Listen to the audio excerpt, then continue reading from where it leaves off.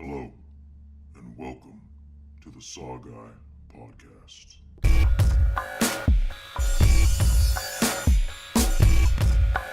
Like scary movies. What's your favorite scary movie? Here's Johnny. We'll tear your soul apart. The boogeyman is real, and you found him. Game over, man. Game over. What do you want?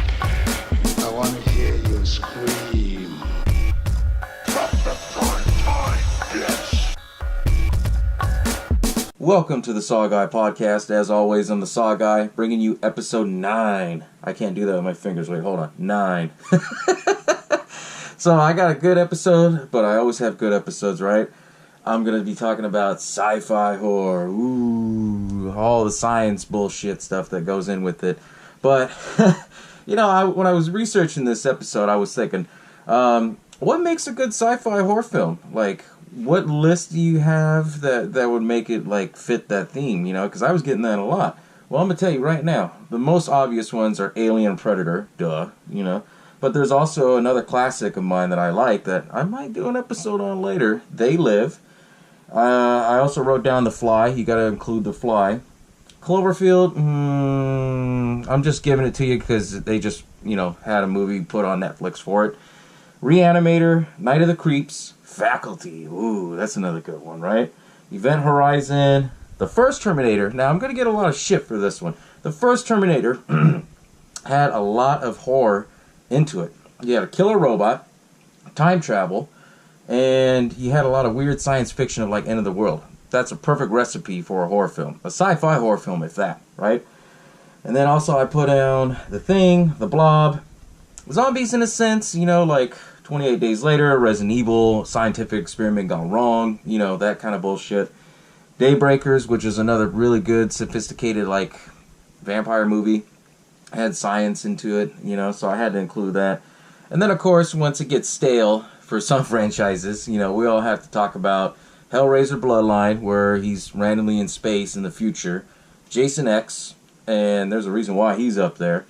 And Leprechaun 4, which I don't understand how the fuck the Leprechaun got in space. But, we'll discuss all that later. And then also, too, Kevin Bacon's famous role as the Invisible Man, Hollow Man. But, honestly, what makes a good sci-fi film is the fact that you have all those horror elements into it, You can't talk about a science fiction horror film if it doesn't have killing, if it doesn't have some weird kind of time travel shit. You also got to include a killer robot, aka Terminator. But there's a lot of other things, too, that I noticed about them. Like, there's a lot that has to do with the fear and the unknown. Quietness, like how it is now. Right?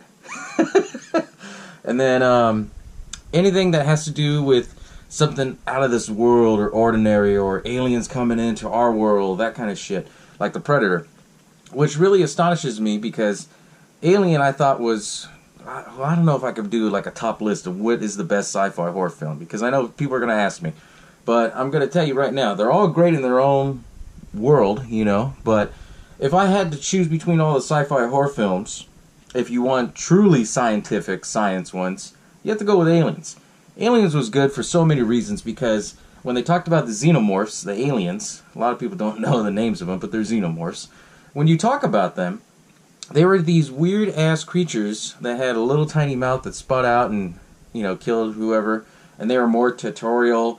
They were out of this world. And they never really explained it in the original Aliens. In 1, 2, 3, even in Resurrection. I mean, they kind of talked a little bit about it, but not so much until you got the off-sequels of, like, Prometheus. And then the more recent Alien Covenant that came out. They might have explained a little bit about it, but not a whole lot. But what I liked about those movies, if you go down to the roots of it, a lot of it, like, even including the video game plays perfect homage to it. It's where you're basically in a dark hallway, right? You hear something, but you don't know what it is, and all of a sudden, just boom, xenomorph gets you. That's, to me, is what makes it really good as a sci-fi horror film, because in space, we don't know what the fuck goes on, But that's, I would say that would have to be the top film up there, But, when you talk about a good sci-fi horror film, not only does it have to have the horror aspect of it, but most of them, you're going to have to tie in with your actions, your gun shooting shit.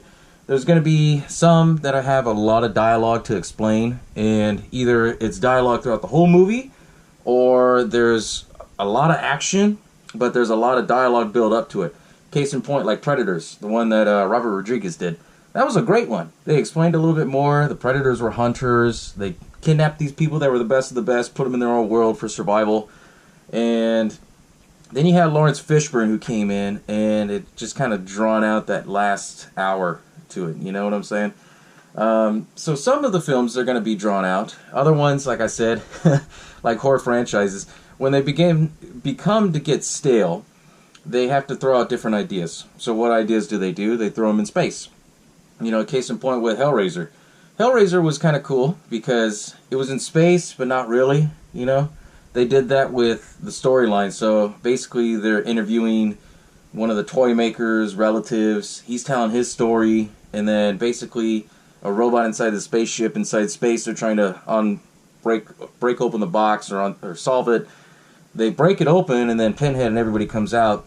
And it was basically just one big elaborate trap to where the ship is one big giant ass cube, and then it locks them up at the end. Spoiler alert, but you know, I would consider that more scientific, more sci-fi horror because of that, you know.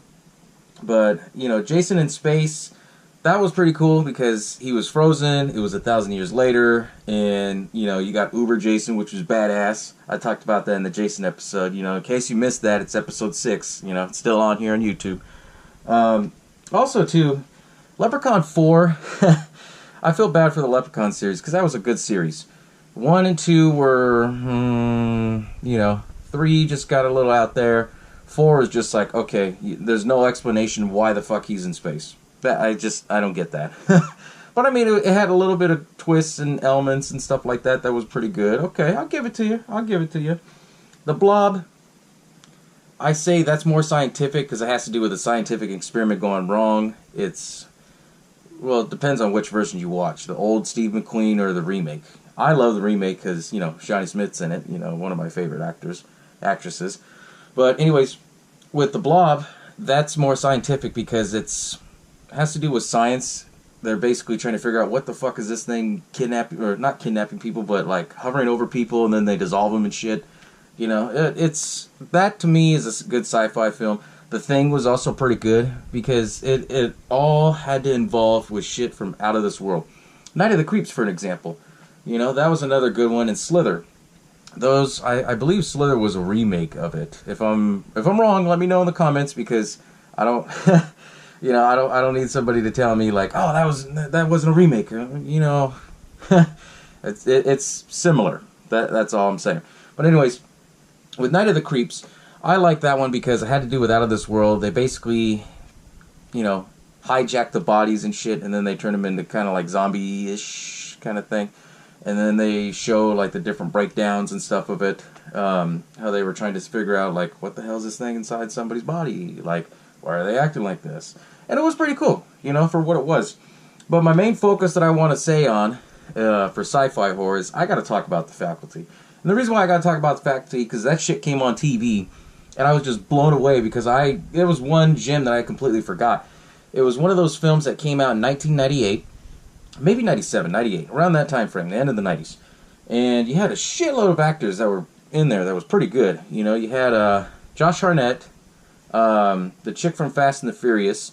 That was Usher's first film. Robert Patrick. By the way, he plays a good dick role in every movie that he does, but he's a football coach. Spoiler alert. Femke Jensen, she was the one who played Jean Grey in X-Men. Jon Stewart was in there as a teacher, as one of the alien teachers, which is funny. But, that movie was pretty good. I really enjoyed it because it was basically an outer-world alien trying to live in with us, then slowly take over, and then these group of kids figured it out. You know, it was kind of homage to the 80s.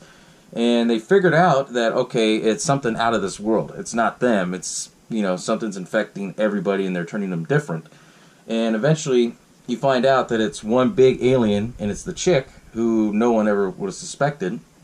And she basically takes over everybody, and it comes down to her and Elijah Wood, and, you know, she eventually gets killed, and everybody who was infected by this alien becomes normal again. Happy ending. And it was pretty cool, pretty good. I enjoyed it. If you've never seen The Faculty, you know, take a look for it. You know, I know you could probably find it like in the $5 section somewhere. But it's one of those rare good films. You know, I was actually impressed with it. And I would see that more as sci-fi horror because it has all the same genre-bending stuff with it and all the classic horror traits. You have an alien out of this world. You have weird people, which is the teachers acting weird. You had deaths, you know, and kills, like crazy kills. You know, people getting stabbed in the eye with a pin with coke in it. What the fuck, right? I still trip out to this. Like, what the hell? So they all died because they, like, got around coke or they had coke in them. But they didn't explain too much in that. They just basically said the coke dried them out, kind of like a snail in salt, you know. So, okay, I get it. I'll roll with that. But, honestly, like, with a sci-fi film, it's all about the mystery. It's all about what if. Could this really happen? What if, you know? What if there's life outside space? What if there's alien life that's living among us, you know? Case in point with They Live. I'm not going to get too into They Live because that's a damn good topic. I want to talk about They Live later on. But anyways, with They Live, the whole story with that one, that was basically we were already living alongside aliens. And Roddy Piper was in it with Keith David.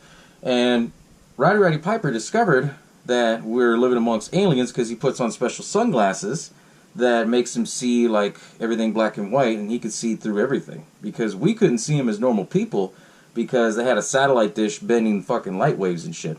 And, you know, the whole movie goes like a conspiracy theory back and forth, but it has a lot of sci-fi twists to it, which is actually really good. I won't spoil it for you, but it's really good. But that is one of the other ones that I thought was really good. You know, it's also, like I said, it's genre bending. It's sci-fi. It's science. It has to tie into that. But you know what's funny is that you don't see too much of those anymore. I mean, you'll see, like, they'll use science, but they'll kind of twist it up a little bit and do it for supernatural now. You know what I'm saying? Kind of like with The Conjuring. I wouldn't say The Conjuring sci-fi horror, but, I mean, they basically use demonologists, and they do the study of demons and stuff like that, and they kind of tie it in. So, it's one of those things that's kind of dying off, you know, little by little. But you'll still see one or two good ones that come through. I also think, and I know I'm going to get a lot of shit for this one, is I believe Tremors is a sci-fi horror film. Now looking at it, I know, I don't think I said it in the Tremors episode, which is episode 7, by the way. But I also, like, now doing more of the research on this, I was thinking, well, shit, you have to include it as a sci-fi horror film. Why? Because it's something that's odd, something that could be from out of this world, something they never explained. It was killing people. So you have the science side and you have the horror side. You know what I'm saying? And that to me, like, now thinking about it and doing the research for this episode, I was like, oh shit, that's a sci-fi horror film. And you don't, like I said, you don't see much of them anymore. It's kind of like a dying phase. It's kind of like gangster horror films, you know what I'm saying? But there's other horror films that's, I don't know. We're living in an age right now in the late 2000s that basically everything's all kind of changing. And you see the genres changing and stuff like that. More of the sci-fi films that you see now, and I'm going to put my hands down on this, it's all Walking Dead's fault. Walking Dead got everybody all hooked on zombies. So now you have a lot of films that are kind of like zombie related a little bit, you know. It comes out at night. They never said that they were zombies, that they were infected, but they didn't say they were zombies. That's probably like your more recent horror film that's kind of close to science, but it also has to deal with zombies. 28 Days Later, 28 Weeks Later, and Resident Evil series. We all know the whole story of Resident Evil. I'm not going to get into that. It's just basically a virus that outbreaks, turns people into zombies. Similar story with 28 Weeks Later, 28 Days Later. Another one that I thought was pretty good, like the science horror films, would be Doomsday. It's one of those British films that came out. I think, yeah, they did release it in the U.S. Rona Mitra's in it, Bob Hoskins, and a few other big-name actors. But basically, this whole town was infected with something. They quarantined it off, and they just left them there to die. And they thought everybody would die. Well, they had satellite images showing that they were actually still alive. So they sent Rona Mitra, who was an undercover agent, out there. And she comes to find out it's like this end-of-the-world apocalypse thing, kind of like Mad Max, in a way, but more cannibalistic. And I thought it was pretty cool because they basically, it was like a search and rescue team. They wanted to find somebody who was immune, how they were immune to shit like that. And that's what makes a good sci-fi film. Now, back to what I was saying about Terminator, because I know I'm already getting shit and probably comments down here like saying, what the fuck, why is Terminator? The first Terminator, okay, let's get it straight. First Terminator was a good sci-fi horror film. And the reason being is because it was so dark, it was so different, it was so unique. A lot of movies in the 80s, you didn't have too much dealing with time travel. And I think the reason why is because they didn't have the technology. The money was there, you know, to make a big budget film, but it wasn't really out there to the point where they could do the technology to make like robots and shit coming after you and things like that. But the way that they did it, because it was James Cameron, and we all know with James Cameron, he has to spend, you know, hella big money on his movies, you know. But anyways, when he did that with Terminator, I thought the story was fucking amazing, because here, you know, they show the story of how it's the apocalypse, the machines have taken over, things like that, and now that the machines have taken over, they figured, okay, well, we can already win this war if we go back in time and kill the lady, Linda Hamilton's character, and basically prevent her from having John Connor, the guy who leads the resistance against the machines. So you have that whole time travel. It gets confusing because, you know, the way that they were talking about it. Then you have one of the soldiers who go back at the same time to protect her, who ends up being the father of the baby, which is science. I'll just leave it at that. But anyways, the whole story goes that there was a Terminator, a robot they called the Terminator, and he was programmed to kill everybody with the name Sarah Connor. And basically when he goes and kills everybody off, he finds out that there's one left in the phone book, and that's where the whole story goes. But I see it as a horror film because the Terminator, he was this big, brute, crazy motherfucker that just had his way with everybody. You know, nobody stood in his way. He killed everybody from the gun store owner to, you know, the thugs that get the clothes, people in the club, all that shit, you know. People in the police station. You know, Lance Hendrickson was in that one. A lot of people forget about that. He was in there. Not a big role. I would say more cameo. But the whole aspect of it was actually legit because it was past its time, you know. It was one of those underrated films that just, you know, really blew it out of the water. And I don't know what they did with the sequels, how they turned him from a bad guy to a good guy. You know, I'm not going to get into the whole sequels. But the first one was good because it dealt with a lot of anxiety. It dealt with a lot of that pressure because you're watching the movie and you're thinking, oh shit, he's going to get her. Oh shit, he's going to get her. And then even down to the end when she's crushing him. And the T-800, Arnold Schwarzenegger's skeleton, the robot, was reaching out, still trying to grab her. And for what it was, it's just like it built a lot of good anxiety and pressure and everything into it, you know? That also ties in with Aliens, because Aliens has to deal with a lot of anxiety. You're out there in the middle of nowhere, it's quiet, then something comes out and gets you. Now, Predator, I think, I'm going to have this argument with so many different people. Predator, a lot of people say that's an action film. Okay, I can see that with a lot of gun shooting. But the first Predator, even the second, actually most of them, I would say, except AVP, the Alien vs. Predator series, it just kind of, you know, went out there a little bit. But with the Predator series, that was good because it built up with the same thing, a lot of anxiety. You don't know what it was. You don't know what it was. And like I said, it builds up, builds up, builds up. Then at the end, he reveals himself, takes off the mask, and then it's like, oh shit, it's a freaking alien, you know? And it's a badass one too, if that. And that, to me, that's more sci-fi. I was thinking when I was doing this, like, okay, what sci-fi horror films? I even looked down a list, you know, went to Google. There was some kind of Wikipedia page that showed all the sci-fi horror films. And I was tripping out on it because some of them, they're just not even sci-fi, you know? I was just like, what the fuck? That can't be sci-fi. There was just a long list. There's so many to name. But it just tripped me out with it, you know? Just because of the fact of, like, okay, I can see the first Terminator, but how the hell can you make the second and the third? Because that was more action type, you know? That's my thought. That's my opinion, you know, nobody else's. But if you want to agree with me, great. If not, okay, put it in the comments. Let me know what you guys think. But anyways, I like the sci-fi horror genre, and a lot of people are still going to give me shit, and I'm still probably seeing all these comments right now as we speak. But I like the sci-fi horror because it bends a lot of stuff. I mean, it opens new doors for different things in horror. You know what I'm saying? Like, case in point with Final Destination. Final Destination I see more of a sci-fi because here you have to have all this chain reaction of shit happening for somebody to die, you know? Like in the first one, the teacher, she puts her, cracked mug on top of a screen, the screen breaks, the glass goes under her, and then she falls, and then the house catches on fire because the stove was on, and then the knife comes down and hits her in the chest. That's, that's science involved in that shit, you know that, right?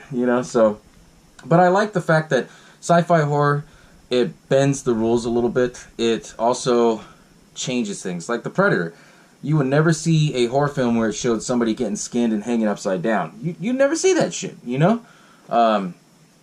Not only that, what I like about it too is that when you watch sci-fi horror films, especially on TV, I see that shit all the time on TV. All the good stuff is edited out, all the blood, the guts, the gore. But, I don't know if you all know this, in science fiction, but sci-fi horror films, if they're a creature like the Predator or aliens, they can show all the gore on them. So if an alien gets shot up a bunch of times, or if the Predator gets shot up and it shows him getting torn up or whatever, and there's blood and guts and shit, if it's green blood, they can show it all day. But at normal human blood, that's FCC for you. It really is.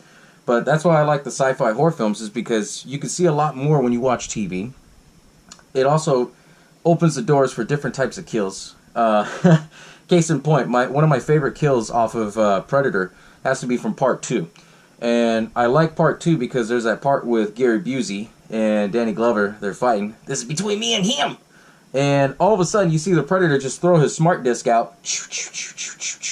They're in a butcher shop, so when his thing's going through and cutting, it's cutting all these dead cattle that are right there. And then it cuts right through Gary Busey, and then you see all the blood come down, and then his torso just drop. It was like, what the fuck was that? Like, that's pretty cool, That kind of opened the doors a little bit more for the normal horror films that they probably couldn't get away with if they tried, But I liked it. I really did. There's other ones too that open up the doors for makeup, for effects guys. Case in point with The Fly. I like The Fly with Jeff Goldblum. I love the original too, don't get me wrong, but the Jeff Goldblum one really kind of put it on the map with him and Gina Davis, and that whole aspect of how they slowly showed him transforming into a fly. That was just like, whoa, because I know, I got a strong stomach, nothing gets me sick. But anyways, I know a bunch of people that were just tripping out at the fact of how slowly you see Jeff Goldblum turning into a fly, how he's throwing up shit and everything like that, and then slowly his skin's starting to fall off, then he turns to a whole fly and all that. And when Gina Davis, puts the double-barrel shotgun on him and then blows his brains out, like, a lot of people got sick at that because it was the fact that, there was a lot of gore in it. But, if you watch it on TV, they don't block any of that shit out. And they don't block that shit out because it's considered creature-like. So killing creatures is okay, kids, but killing normal human beings on a horror film is not, I'm not saying that's a good thing, I'm not saying that's a bad thing, but it's kind of a double standard, But my point being that I was saying is that The Fly really pushed the boundaries for makeup effects. It really did. Because, here you have somebody, you have to do the makeup in a way where it transforms somebody into a fly, a creature, or whatever. But the sci-fi horror films push that.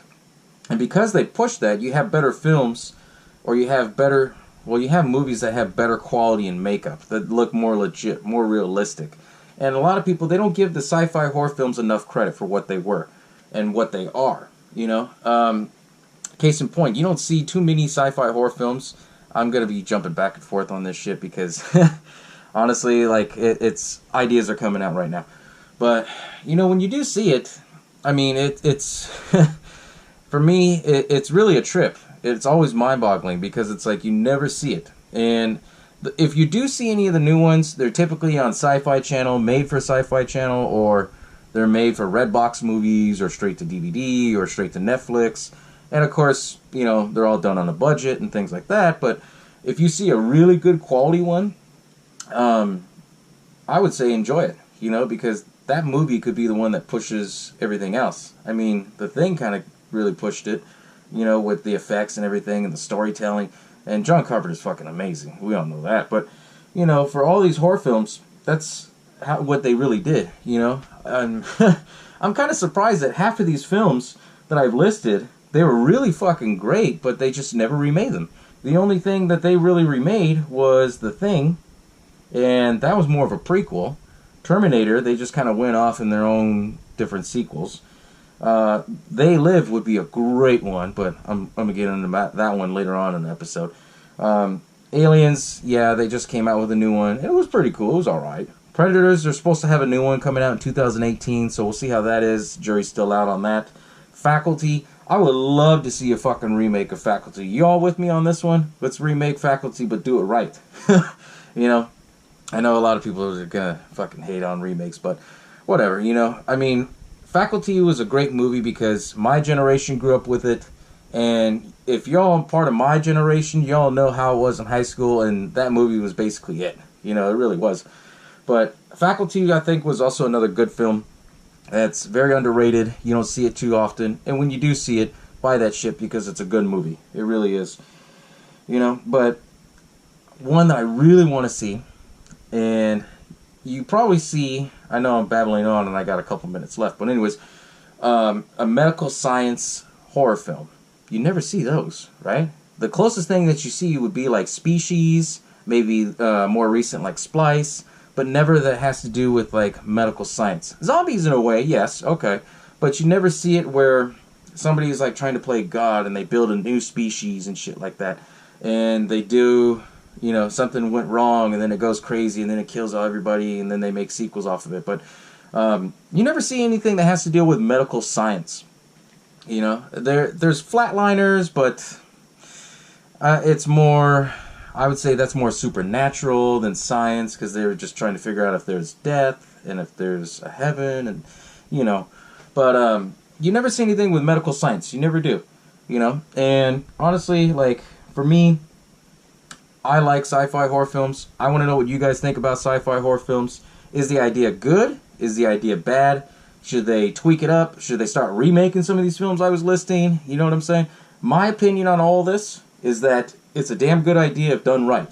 You know, all the movies I just listed, I mean, right off the bat, those are all fucking charms. They're all great hits. They really are. And if you really want to do like a good sci-fi horror film, you know, case in point, not only am I talking about the medical science one, but, you know, they've already messed with it a little bit with Godzilla. You know, they were not torturing animals, but giving them serums and shit to make them grow, see what they can do, radioactive energy and all that shit. We've seen too much of that. I want to see something where they do the idea right. They basically mess with medical science. Something of abomination of a human comes out. And I know everyone's all saying, Resident Evil, Resident Evil, Resident Evil. Yeah, to a certain point. But I'm talking like, not a virus. We all know if they're making a virus, it's going to turn into something already. You know, I'm talking like somebody wants to enhance their strength. You know, and then like, oh shit, got one arm bigger than the other, you know. Like, I could see all that happening, but it has to be done right. It really does, you know. There's probably some out there on Netflix, on Redbox. I haven't seen every horror film yet. That's on my bucket list at least. But, you know, food for thought. If you guys never been interested in sci-fi horror films, if you didn't think any of these films have a sci-fi twist, go back and watch them and see what you all think and let me know in the comments. Let me know on my Facebook. Let me know on my Twitter. I'm all over. The SaWGuy ain't hard to find. You know, but I'm glad that you all enjoyed this episode. This really kind of mind messed with me a little bit, you know, with all the sci-fi twists and trying to figure out which one goes here and there, you know. But, you know, this was an interesting episode, and I was glad that I did this one, and I hope you all enjoyed this one. Anyways, I'm the SaWGuy, and that's all I got, and I'm out, y'all.